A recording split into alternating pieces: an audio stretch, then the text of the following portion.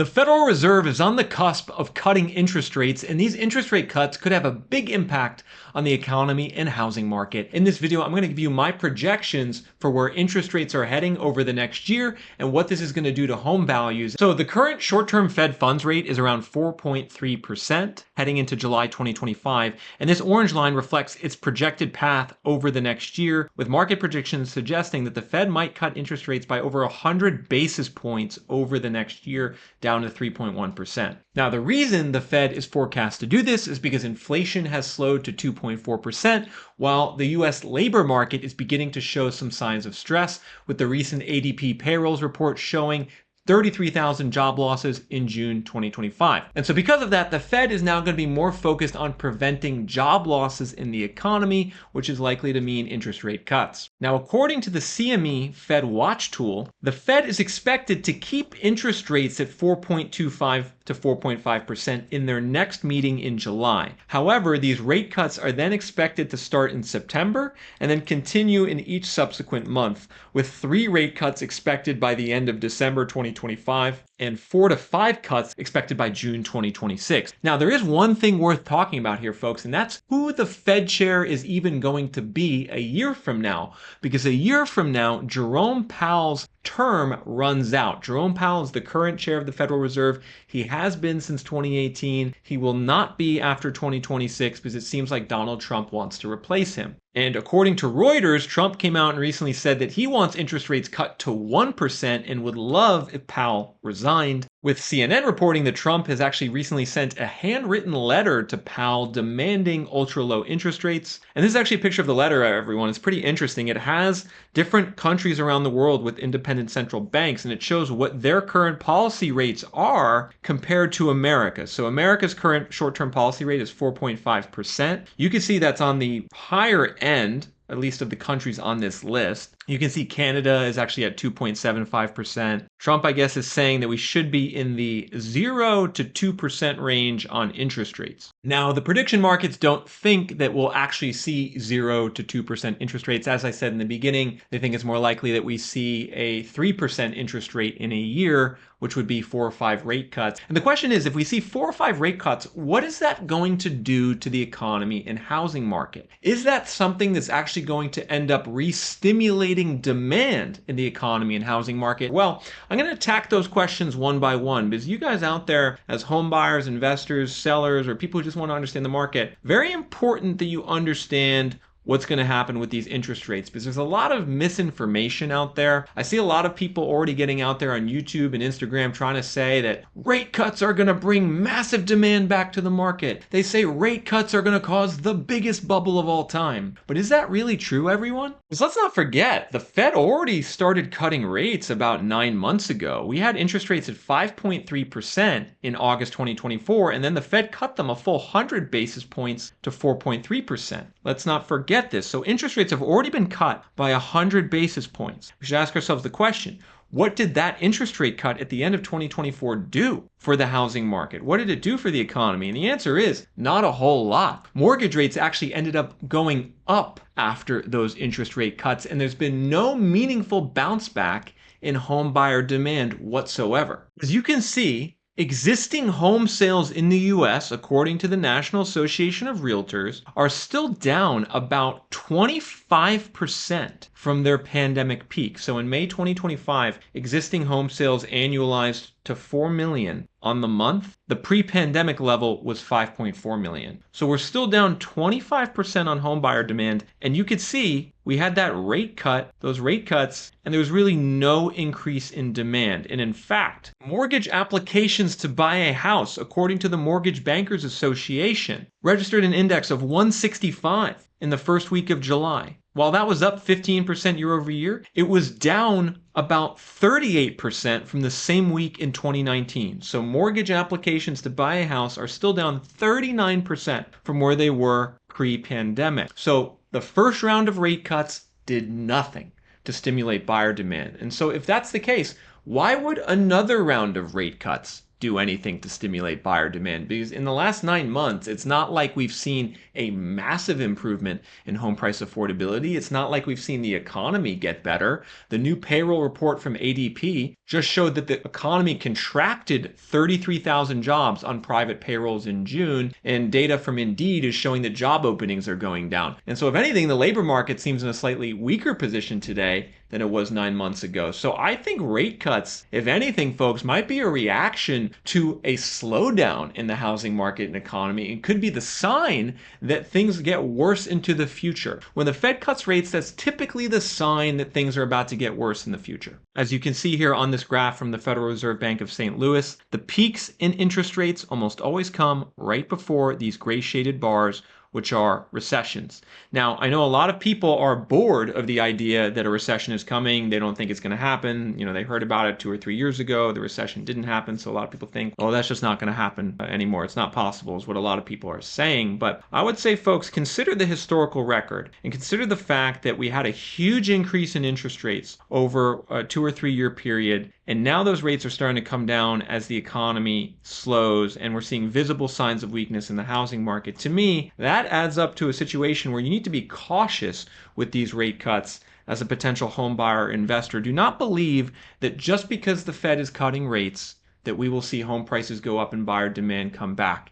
And one of the reasons I feel kind of confident in being skeptical of that is I'm looking at the data on how much it costs to buy a house right now in America, and it's just at a level that isn't affordable for American people. When you take a look at how much the average American makes, and that's around $83,000, $84,000 for a household is what the median income is, $84,000.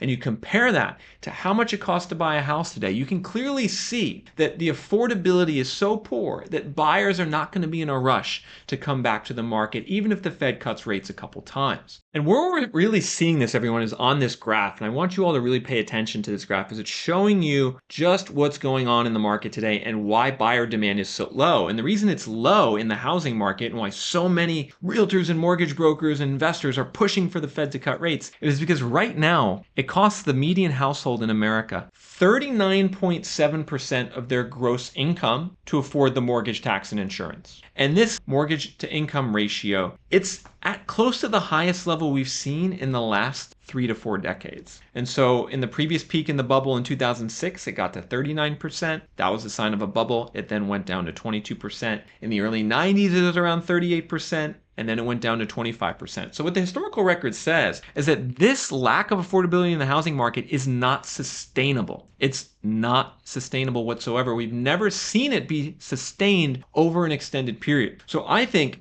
likely this mortgage payment to income ratio is going to come down in the future. And there's 3 ways it can come down. It can come down through lower mortgage rates. It can also come down through lower home prices, and it can come down through higher incomes. And so it's the combination of those things which will bring more affordability back into the market and bring demand back into the market. But the mistake so many people in real estate continue to make, and I just see this everywhere on social media, is they just keep talking about mortgage rates as if mortgage rates is what's going to save the day. And I ran the data, everyone, and it's very apparent that mortgage rates are not going to do much in terms of re-stimulating demand, and rather we're going to have to see prices drop in order to bring affordability back in order for the buyer demand to go back up. You can see that very clearly on this matrix I created, everyone, and this is the mortgage to income ratio matrix sensitized to how home values could change in the future. And so right now, home values are at their baseline in June 2025 and mortgage rates are 6.8%. We have a 39.8% mortgage to income ratio. Now, our target, I would say, is getting to that ratio to 30%. This 30% represents the long-term average, as you can see here on this graph. So on average, over the last 35 years, Americans who are buying a house have had to spend 30% of their gross income to buy that house. And I think what this chart shows everyone is that,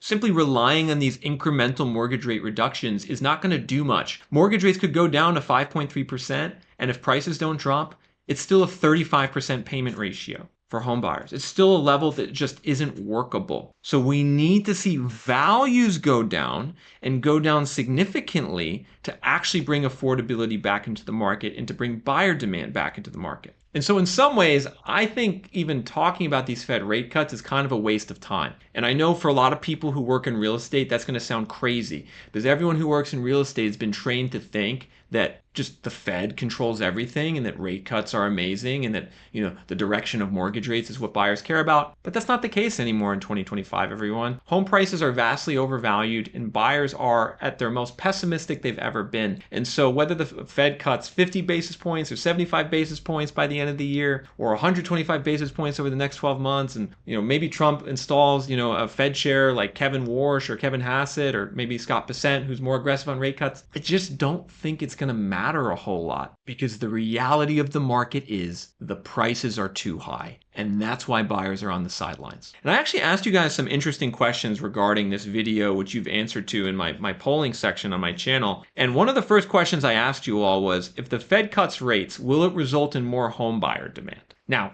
13,000 of you voted in this poll, big sample size. 41% of you said yes, it would result in more demand. 59% said no. So about 3/5 of you are kind of agreeing with me that, you don't really think rate cuts are going to matter a whole lot, but 40% of you do seem to think rate cuts are going to matter in improving buyer demand. So we'll have to track that going forward. First rate cut is probably going to come in September. If the Fed gets a bit aggressive, it might come in July. But so far, people think September is going to be the first rate cut. So we'll have to see there. Additionally, I asked you all the question, what's the absolute max you would be willing to pay for your monthly mortgage, tax, and insurance payment to own a home? And this was also really interesting. 26% of you said the max is $1,500 a month. 27% of you said the max is $2,000 a month. 24% of you said the max is $2,500. 23% of you said the max is $3,000 or higher. So what I think this also shows everyone is how far off we are on this housing market right now. Because right now, the U.S. typical mortgage payment inclusive of taxes and insurance is $2,800. And so about 3/4 of you are not willing to pay $2,800. So for most of you watching this video, it's like you're saying to yourself, I'm not even close. And you guys can let me know what you think, like if you're even close to buying a house in this market. And I just think this is such important information for our leaders to hear right now, especially our leaders in the housing market. Scott Turner, the head of the FHA, Bill Pulte, the head of Fannie Mae and Freddie Mac. A lot of people are thinking about how can we rejuvenate the housing market? How can we get more home buyers back into the market? And it's simple. It's really simple. And it's maybe an answer that just people don't like. It's that prices need to come down.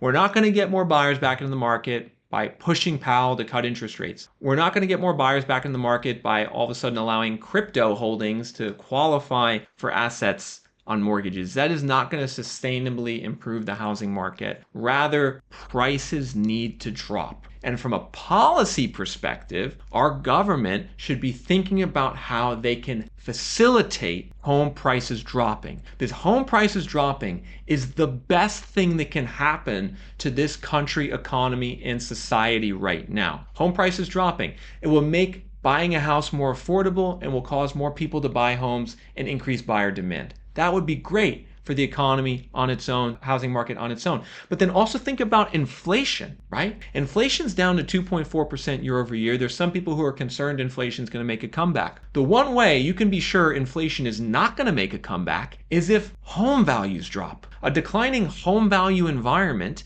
is going to facilitate a disinflationary environment across the economy. And so I think the current Trump administration and on the leaders in that administration, who I think have done a good job so far overall, need to really focus on this. How can we make home prices cheaper? So I want to show you this listing, everyone. This is an example of what can happen when home prices go down. This is a house that just sold about a week ago for $289,000. It's a 3-bed, 2-bath, 2,000 square foot house in Port Charlotte, Florida. Now take a look at its history. The previous owner purchased it in July 2022 for $394,000. And because there was deflation in this local housing market in Charlotte County in Florida, because there was a lot of inventory, they ended up having to cut the price down to $289,000 before it sold. So they literally cut the price $100,000 on this house from what they bought it for. And you could see its current sale price of $289,000. That's pretty close to what the sale price was in 2005. And so, if you want to get transactions going